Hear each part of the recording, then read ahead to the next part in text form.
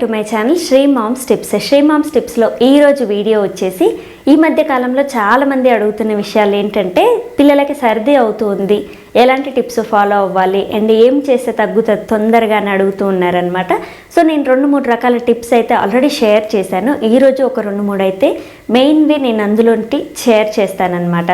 So ఇవి చేయడం వల్ల మీ పిల్లలు కొంచెం సర్ది దగ్గు అండ్ వాళ్ళు సౌండ్ చేస్తూ ఉంటారు కదా, గుర్రు గుర్రు అని సౌండ్ వస్తూ ఉంటుంది. సో ఇవన్నీ కూడా కంట్రోల్ అవుతూ ఉంటాయి అన్నమాట.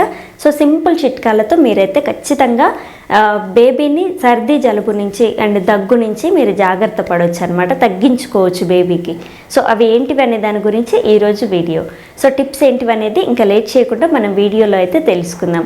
సో నెంబర్ 1 టిప్ వచ్చేసి బేబీకి ఏంటంటే తమలపాకు ఉంటుంది చూసారా, తమలపాకుని తీసుకొని విక్స్ దానికి రబ్ చేయాలన్నమాట.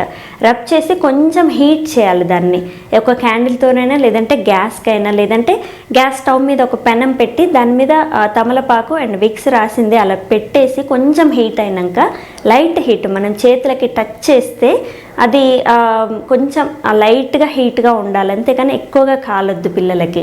సో ఇలా కొంచెం తమలపాకులు కలర్ మారేంత వరకు ఉంచండి. సో దాన్ని లైట్గా ఆరిన తర్వాత అప్పుడు మీరు బేబీ తలకి చెస్ట్కి ఇలా పెట్టండి. నేను ఆల్రెడీ ఒక వీడియో అనేది మా వదిన షేర్ చేస్తే దాన్ని నేను కమ్యూనిటీలో పోస్ట్ చేశాను, అది ఒక్కసారి చూడండి మీకు తెలుస్తుంది అన్నమాట. సో ఆ వీడియో అనేది కూడా చాలా బాగా వెళ్ళింది. సో సర్ది జలుబుకి అది అలా ట్రై చేస్తే మాత్రం ఖచ్చితంగా రిజల్ట్ అనేది ఇస్తూ ఉంటుంది అనమాట. సో ఈ సీజన్లో మీరు ఖచ్చితంగా ట్రై చేయవలసిన చిట్కా అది. సో ఖచ్చితంగా అలా అయితే ట్రై చేయండి. అండ్ ఇంకొకటి ఏంటంటే ఆవిరి అనేది పట్టిస్తూ ఉండాలి పిల్లలకి. సో ఆవిరి అనేది ఎక్కువగా పట్టిస్తూ ఉంటే కూడా పిల్లలకి సర్ది అనేది తొందరగా తగ్గుతూ ఉంటుంది అనమాట. జలుబు ఇంకా లోపల ఏదైనా త్రో ఇన్ఫెక్షన్ ఉన్నా కానీ తగ్గుతూ ఉంటుంది. సో మీరు కూడా వెళ్ళండి, అంటే ఆవిరి పట్టుకునేటప్పుడు వాళ్ళ పిల్లల్ని పట్టుకోవాలి కదా, ఎప్పుడు 2 times 3 times కూడా ఆవిరి పట్టిస్తూ ఉండాలి. నెప్లైజేషన్ పెట్టించినా ఏమీ అవ్వదు. అండ్ హోమ్ చిట్కాల్లో ఇది హోమ్ చిట్కాలు కాబట్టి నేను ఆవిరి పట్టించమని చెప్తూ ఉన్నాను. సో ఖచ్చితంగా ఆవిరి అనేది 2 times లేదంటే 3 times మీరు ట్రై చేయండి.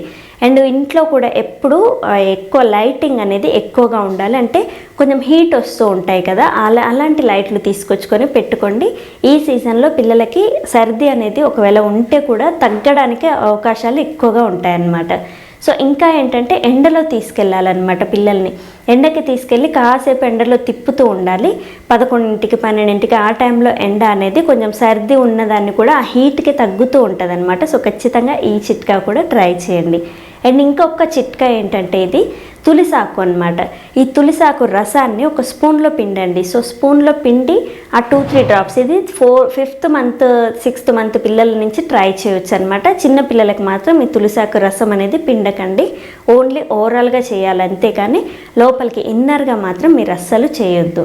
సో 6th month తర్వాత పిల్లలే ట్రై చేయండి. వాళ్ళకి ఈ తులిసాకు రసాన్ని ఒక 2-3 drops మీరు స్పూన్కి పిండండి, దాన్ని వాళ్ళకి తాపించాలన్నమాట. ఇది పొద్దున్నే సాయంత్రం ట్రై చేస్తే మాత్రం ఆ గుర్రు అనే సౌండ్ కూడా తగ్గుతూ ఉంటుంది.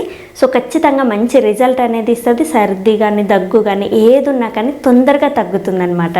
అండ్ అప్పుడప్పుడు వాము పొడి కూడా కొంచెం నాలుకకి అద్దుతూ ఉండండి, వాము వల్ల కూడా మీకు పిల్లలకి సర్ది అనేది తొందరగా తగ్గుతూ ఉంటుంది. సో ఈ చిట్కాలన్నీ ట్రై చేయండి. ఇవన్నీ కూడా మా వల్ల అవ్వట్లేదు, పిల్లలు అయినా కానీ సౌండ్ చేస్తూ ఉన్నారనంటే ఉల్లిపాయ ఉంటుంది చూసారా, ఉల్లిపాయ అనేది బాడీకి అప్లై చేసి మీరు మంచి మసాజ్ లాగా చేస్తూ ఉండాలి. ఈ ఉల్లిపాయ రసానికి కూడా దగ్గు అనేది ఏమన్నా ఉంటే పిల్లి కూతలు ఇవన్నీ కూడా తగ్గుతాయి. ఆల్రెడీ వీడియో అనేది మీనాచారి క్రియేషన్స్లో ఉంది, అది ఎండ్ కార్డ్లో నేను షేర్ చేస్తాను. ఆ వీడియో అనేది చూడండి, మీకు ప్రాక్టికల్గా చేసి చూపించాను. సో ఖచ్చితంగా ఇవన్నీ ట్రై చేయండి ఫస్ట్. తర్వాత మీకు తగ్గకపోతే ఆ చిట్కా అనేది మీరు ట్రై చేస్తే ఎలాంటి సర్ది దగ్గు అయినా కానీ తగ్గిపోతాయి అన్నమాట.